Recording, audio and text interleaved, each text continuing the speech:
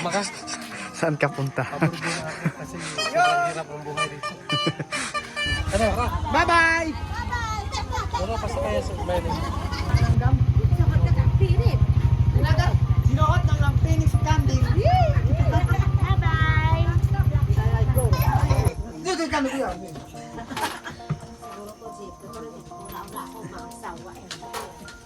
Sa ayon. Oo, di ba? Oo. Yun na dapat ang nasa isip mo. Isipin mo. Ang Davao, probinsya mo na lang. Muna. Pagka matapos ka na, ayun. Oo. Saka ka na mag Ang pinakabahay mo na yun, doon sa atin, sa Laguna. ka na umiyak. Bitin sa bakasyon.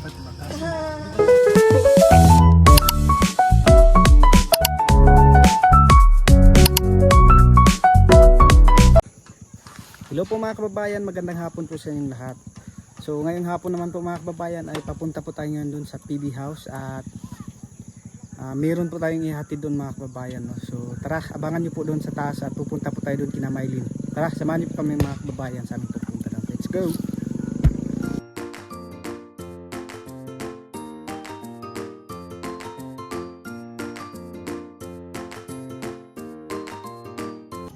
So ayan po mga kababayan, nandito na po tayo kina Mylene. So nandun na po si Peking Bombay sa loob at kinausap na yung magulang at saka si Mylene.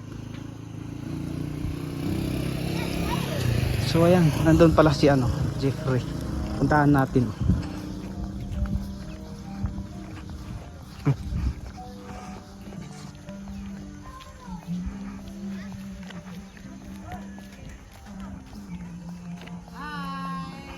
Kumusta? It's all right.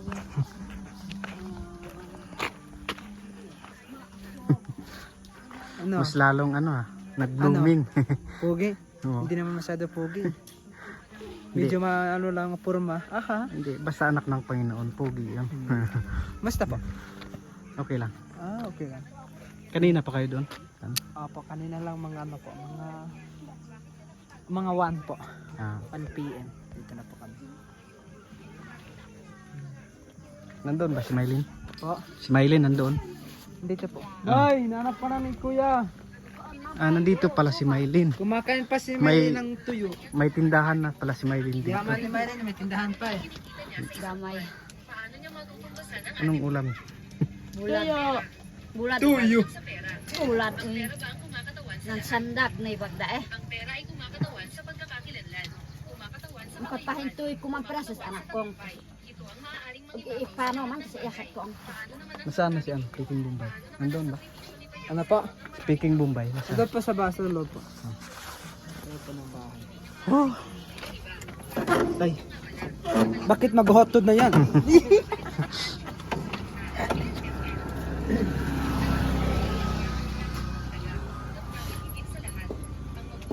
excited na kayo balik doon? Yes po. Kasi pasok naman ulit. Ganun lang. Focus lang sa pag-aaral.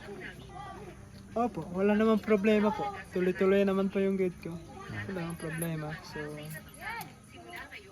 sabi pa na study hard.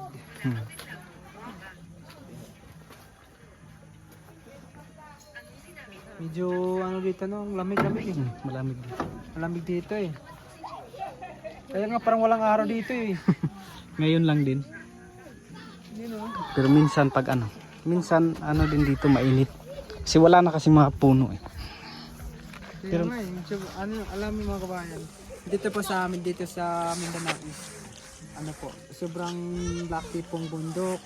At grabe. Dito ngayon, nag-jacket na nga ako kasi sobrang lamig. Dito siguro, is mga 1 week, 3 times a day lang ako makaligo kasi ang lamig eh. Minsan nga ako one week, once a week lang. Once a week lang. Kasi, naligo ka tuloy pero ulo lang yung binasa. Kasi sobrang lamig talaga dito. No? Pero maganda naman ang view dito. Kasi masabi ko nga, mas magandang dito. Kasi makikita Kaysa- yung Kasi dito is like sa ibang bansa, like sa ibang sa ibang country is pinaka the best talaga is Philippines. At maganda dito, sobrang ganda talaga po. Lalo na doon, makikita mo yung Davao. Sa Davao River. Davao River. Maganda po dito. Kaya nga yung ano po, ang lahat po dito is lahat puro katutubo po dito. Puro katutubo dito. At hindi naman hindi karamihan ng mga katubo dito sa amin na may mga ano, yung ano, yung edukado na. Yung ano na siya, yung parang ano siya, yung hindi marahil dito, hindi marami sa amin dito like sa mga ano, may mga trabaho. Kasi yung ano dito, yung mga katubo dito is konti lang yung may trabaho sa mga pang-gobyerno. Kunti lang yung mga teacher. Kaya nga nag-aral ako na mabuti para makatulong din ako sa mga katubo dito. kasi nung una kasi kumbaga mas maano pa nung una, yung mahirap talaga. Yes, mas mahirap. Lalo na nung una na wala pang kalsada. Lalo na dito, yung kalsada na ito, hindi pa ganito eh. Sobrang hirap talaga. At ano po yung ikinabubuhay nila dito? Ano lang, abaka. Abaka ba? O nung una abaka, pero ngayon meron ng mga saging ganon. Ngayon, may saging na kasi Mga ganda kamuti. ng daan eh. Ibibinta na yung mga kamuti. Ganda ng daan dito. Kaya nga mas maganda yung ano. Kaya nga nag-aral ako. Kaya tinanong ako ng mga teacher. Yan po, tinanong ako ng mga teacher na ano, sabi na, bakit BSED or education ang kinuha mo? Kasi, at saka yung Filipino major yung kinuha mo. Kasi gusto ko yung makatulong sa mga katubo kasi galing po ako sa Mindanao. At hindi po ako Bisaya, as hindi talaga ako Bisaya is one of the tribes. Kailangan isa po akong tribo dito. babalik ka tutulong sa iyong Kaya kapag makapagtapos ako, pwede akong katribo. katulong sa mga katutubo. Kasi like sa pagbasa, like sa pagsulat, kasi hindi nila alam kung paano. Kasi ang alam na lang ng mga katutubo, mga kabayan, is manghuli ng pabuira mo, manghuli ng palaka. Wala nang ibang isip para makapag-edukar yung mga bata. Yun lang. Pero mas ano na ngayon kasi Guys, mas ano na ngayon. mas malapit na yung mga paaralan. Kasi Kasi yung una natatakot kasi yung mga Bata. matatanda, lalo na kapag nag-aral, sinasabihan kasi ng matatanda na kakainin sila ng higante. gigante. Kaya nga, narinig ko na rin yan. Kasi parang kasi yung sa ngayon is yung mga school na talaga nandito na. Yun na yung lumalapit. May paralan nyo dito, may school na dito, doon sa mayroon yung school. Ang kaso lang yung mga lolo at lola, yung mga sinunang panahon is sinasabihan ng mga bata, uy, wag kayo mag-aaral, may mga higante doon sa daan, baka hahulin kayo, tapos ilagay kayo doon sa kaldero. Yun yung noon. Yun yung mga bata tuloy, hindi na sila mag-aaral kasi natakot na sila ng matanda ng mga lula at lola. Pero sa ngayon is almost high-tech or technology na ngayon is meron na tayong phone at meron na tayong wala na ito, kalsada na ito. Saan ang higante, hindi ka, wala na. May ilaw-ilaw. Mga ilang centuries na yung dumaan pero wala pa rin. Walang higante. Kasi yung sinanong panahon is almost parang dinidiktihan pa ng mga lolo-lola yung mga kabataan para hindi sila makapag-aral ng maayos. Pero sa ngayon, kaya yung sa amin po is yung lahat ng mga scholar po, almost especially po sa akin. Kaya ako nag-aral kasi gusto ko makatulong po sa mga katutubo na nangailangan ng tulong sa atin.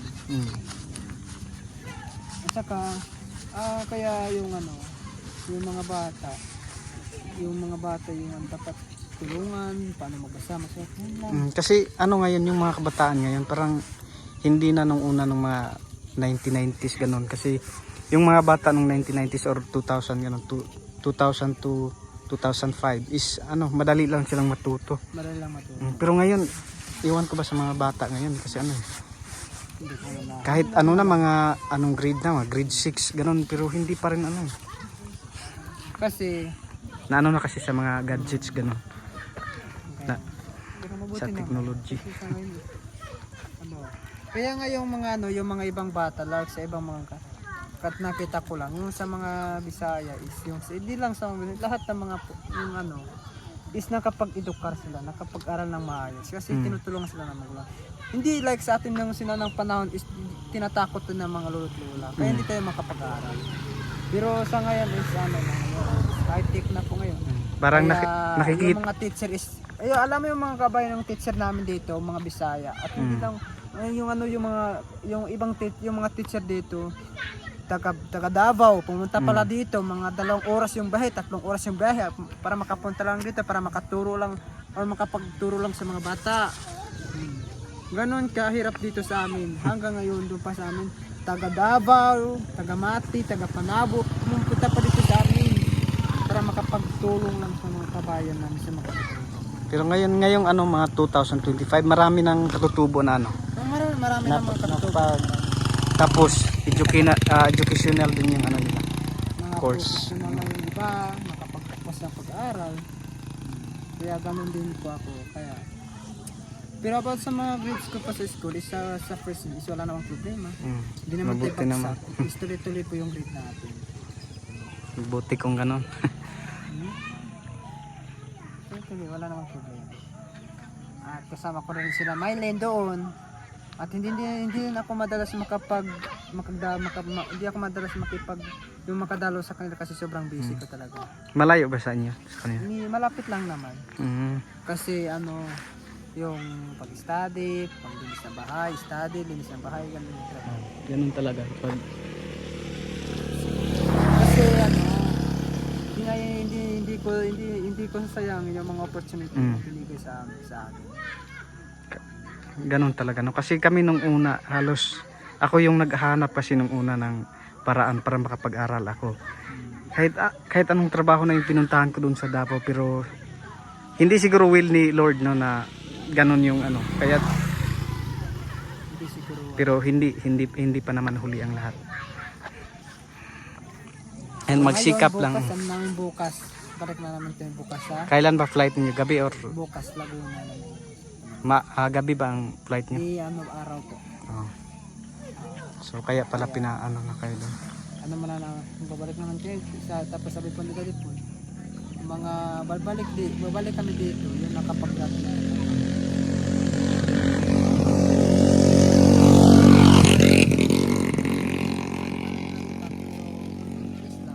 Nagano ka pa ngayon, no? First year pa no, first year college. So susunod mag second year college na. Pagtapos ng finals. Okay na, konting ano na lang, konting tiis na lang. Pero pagkatapos sa college, mag-ano ka pa, parang mag-aral ka pa ulit ng iyong course, no? Baka maging principal na. Hindi, baka nga doon sa inyong lugar, baka ikaw yung maging principal. Sana totoo eh. Sana Lalabas na si Si Maylin. Maylin, kumakain pa. Inaban ko ito kanina nga, kain tayo. Tapos, Sabi niya, sige, salamat.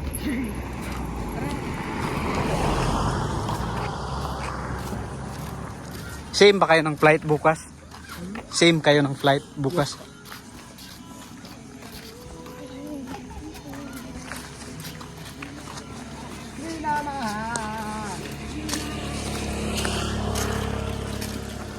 So, ayun po mga kababayan, puntahan po natin si doon, Peking Bombay. Kinausap yung magulang ni Maylin.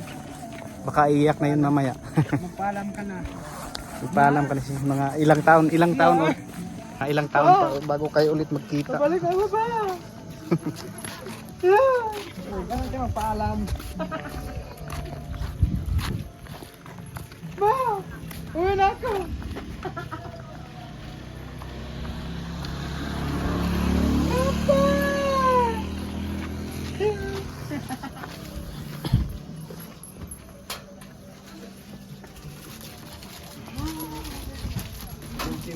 Ang ganda ng yung bago. Ganda, diba?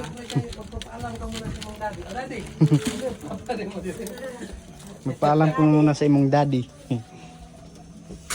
Ano gamit mo? Sisi yung maradiado eh. So ang taman nga, may sayo-sayo mo ugmin niya. Nakalakaw yun mo sa'yo. Oh my God. Buto! Buto ta kuya, bitin. Dito kami kuya.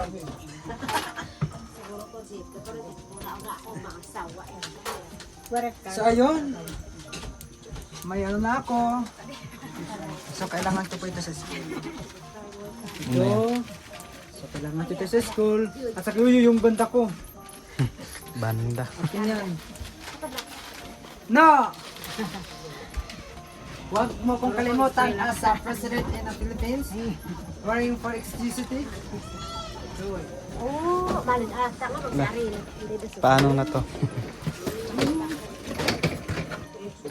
sino tan uyang. Daro kay ra kay uyang kun kadiyo kino. Andang rawang ka. Napuno sikat ko. Wah, ro isip lang ko.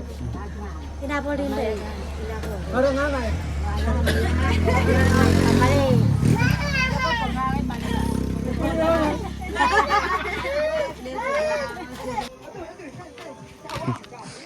Amakas, Saan ka punta? pabordo na ako kasi sobrang hirap ang buhay dito. Ano? Ano? Abroad na tayo?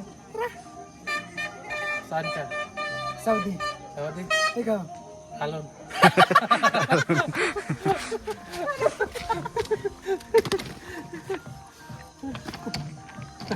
Ayun, so mga kabayan, so ano. Atoy, yun na siya, pod. Ito na yung mga gamit namin.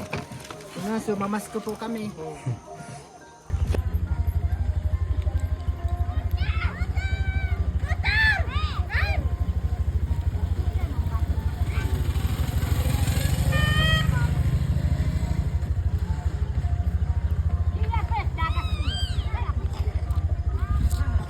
Nabako. Tara, Bye-bye! tara pasakaya sa plane. So yun po mga kababayan, papunta na po kami doon sa PB House. Yan. Ayun mga kabayan, may ano na kami, lalagyan ng hiniktan ng manok. Ito po kay Sir Daddy Paul at ito din sa akin. Tapos lagyan namin ng hiniktan para manabong kami doon sa Manila. Ito daw yung lalagyan namin ng pera.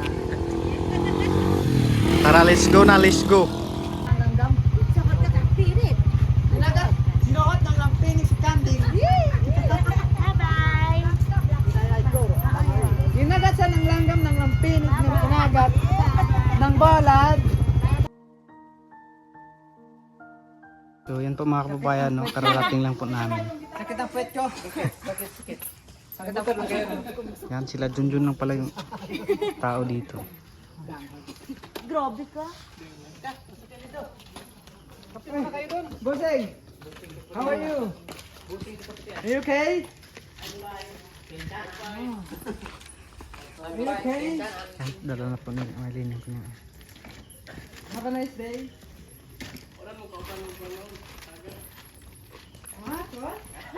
Musta, okay ra?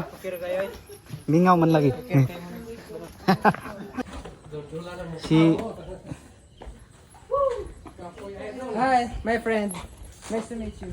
Nice to meet you too. nice to meet you three. Nice to meet you for. Oh, Uy, busot. nako. Busot. Lagot ka sa daddy pool mo. Kaya ka muna tayo, stop. Vlog ka muna dyan.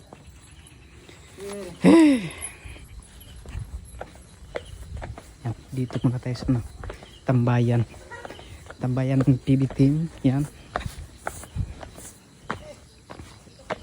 Relax muna tayo dito. Wala pa pala sila ano, sila Sir Paul. Hindi pa pala nakauwi. Galing doon ano pa sila doon sa ay, thank you Lord. Sa safe na biyahe yan, pauwi na. Pahinga muna ng konti pagkatapos ay pauwi naman po kami ngayon. Akala ko nandito na sila Sir Paul, wala pa pala. Siguro mamaya pang gabi. Yan. Sila Junjun lang at si Melvin lang po yung tao. At saka si ano po mga kababayan, kanino ba yun? Si Bitoy. Yan. Kaya dito muna kami mga kababayan sa kitchen ng tubig. Ay, ako lang pala. Sakit ang putyo talaga, hindi makaya eh. Ako nga kapag nakasakay ako doon sa sa CRF na motor. Lalo na kapag malayo, masakit talaga yun. Masakit ang kulito ito eh. Magugulo ka lang. Hindi kasi makapag-relax yung yung paa.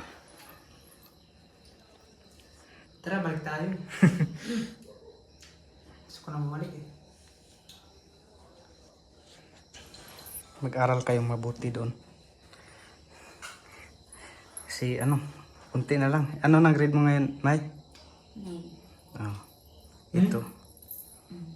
Process pala siya ng kapatid ko. Si Rusty. Uy, alam mo si Rusty ngayon kapatid ko, top 1. Tinarap ko ba? Talino eh. Kasi swerte kayo ngayon kasi marami yung nangangailangan ng tulong pero kayo yung timingan. Swerte. Kasi ako nung una nag-aral din kami doon sa Malabog tapos nilalakad lang namin doon galing sa sa Bansil. Nakapunta ka na doon sa Bansil, hindi pa. Nakita ko lang yung dad pero hindi ko pa napuntaan. Ganon kalay yung nung una. Mga kami doon, mga 6 ng hapon kami galing doon sa tapos makarating kami doon sa Malabog mga alas 10 na ng gabi. Tapos wala rin kain. Kaya swerte kayo. Dahil na rin yun sa sa Panginoon. Ako lang ba? Uy, nagkape tayo eh. Sige, kape mo na. Kapatid. Meow, meow.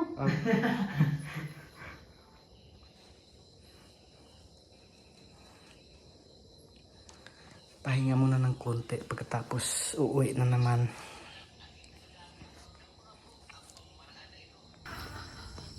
So yun po mga kababayan, coffee muna kami. Yan.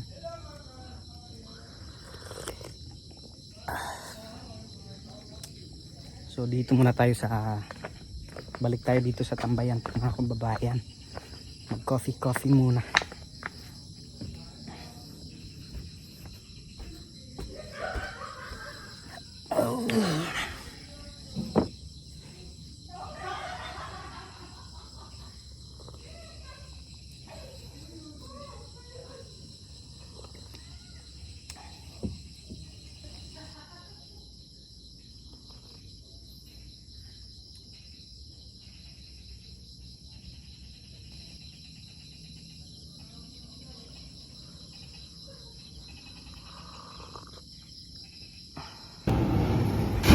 So yan, nandito na po sila Sir Paul mga kababayan.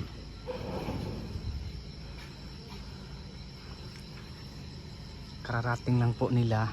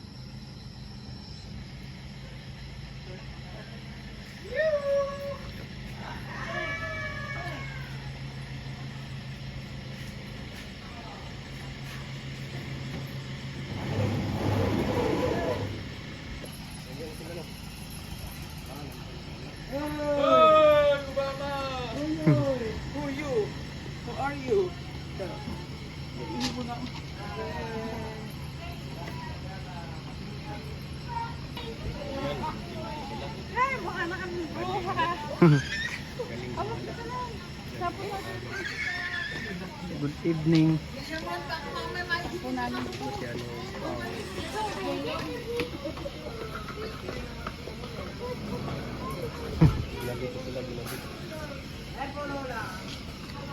Hello, ito. Si Marlene at saka si Jeffrey. Nandito na.